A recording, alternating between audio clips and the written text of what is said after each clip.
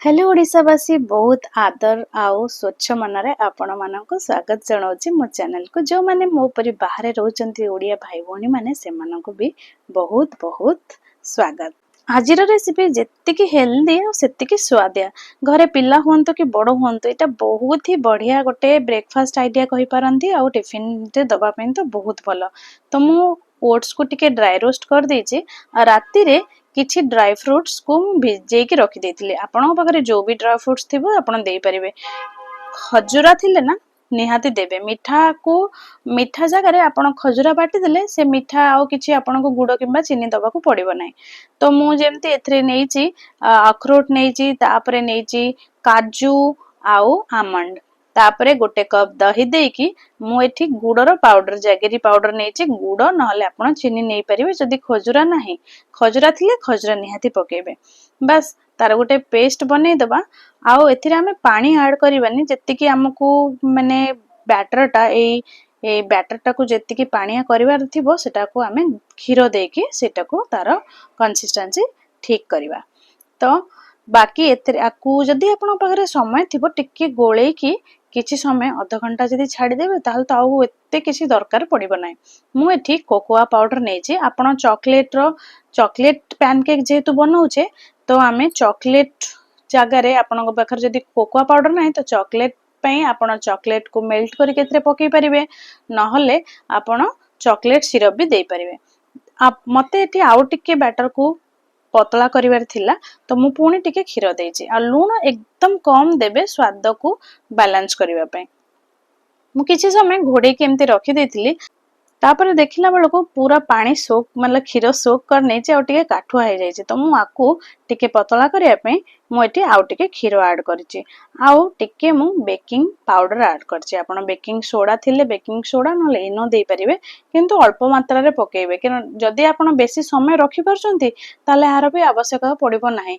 एमितरे plane रे भी आपन बने पड़िबे आ टिके टिके जदि फ्लफी बनेउ चाहछंती तो आपन से अनुसार बेकिंग पाउडर किंबा टिके सोडा देबे। भल से आको मिसई दबा जेति कि हमकु जेमति गोटे पैनकेक तावा रे देला बेलकु से भल से हेई परथो एई भला कंसिस्टेंसी हमकु रखियार अछि। बहुत पतला नुह किंतु फ्लोइंग कंसिस्टेंसी हमकु रखियार अछि। मु गोटे पैन नेछि सेथिरे मु देसी घी भल कि ब्रश अप कर देछि। आपन तेल देसी घी किंबा बटर जोटा भी प्रेफर करिवे सेटा नै परिवे। सोरसो तेल नेबेनी तार स्मेल बासी जिवो। बस भल कि ग्रीस कला परे मु आकु एमती करके चारटा मु एथिरे गोटे थर रे चारिटा बनै पारथिले। आपनकर साइज माने पैनकेक रे गोटे तो मीडियम साइज अछि सेटा आपन ध्यान देकी से अनुसार बनेबे। बस आउ शेप जदि आपन को भल्लो से जेमते हेड शेप ला कि किछि शेप दबा को चाहंती तो आपन आराम से बने परिबे। मु एमती देला परे ताकू किछि समय घोड़े के हमें छाडी देबा ताहले से गोटे तरफ सेकी हे जियो भल से आउ भीतर गुडा भी सिझी जिवो। मीडियम एठी हमें फ्लेम को पूरा सेम करिकि छाडीबा नहले पुनी तळे लाखि जिवो आउ भल से भीतर पकी नथिबो। एमती छाडी देला परे ना एतिके बबल्स हे आसीबो। एटा मो पुओ को टिफिन दबा पे बनेइथिली। नेक्स्ट थर जतले मो खाइबा पे बनेइली सेतो बेले से आहुरी भी भल से फ्लफी हितला कारण किछि समय आहुरी आधा घंटा मोर जेतु मु खाइला बेलको टाइम थिला ताहुरी आधा घंटा से बैटर रहि जाइतला तो से आहुरी बढ़िया से हेतला। बस एठी किछि समय जेटा लागिबो सेतिकी ही बाद बाकी आउ गोटे तरफ गोटे पट तो हे जाइछि आउ गोटे पट एकदम जल्दी हे जिवो।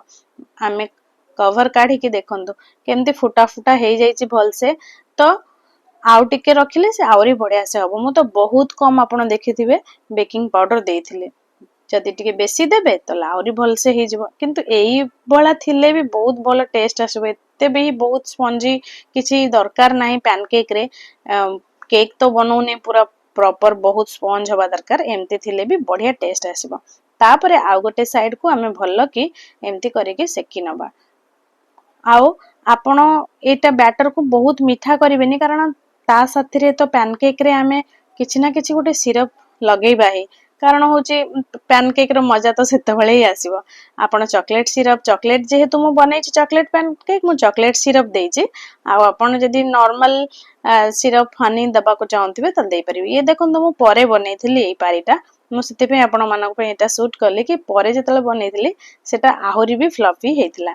बस टिफिन रे एमती करके मु भरी देइथिली मो पुओ पाई किछिटा पैनकेक 2टा पैनकेक आउ ता साथरे मु देइथिली ताकू गोटे कदली 2टा मीठा मीठा जिंस हेजियो बोली मु ता पई किछिटा चिन्ना बादाम रो जो पकोड़ी हुए बादाम पकोड़ी किछिटा दे देइथिली ताकि पूरा मीठा मीठा ताकू केमती गोटे बिजार न लाग बोली आउ मु चॉकलेट केक ऊपर सिरप देइथिले भलो हितांदा किंतु जेहेतु मो टिफिन रे दउथिले मु ताकू एमिति परिका करके दे देइथिले आ निजे खाइला बेलकू एमिति सर्व करके खाइथिले बहुत ही स्वादिया लागिवो आपण माने खांतु प्लीज सब्सक्राइब करंतु लाइक कमेंट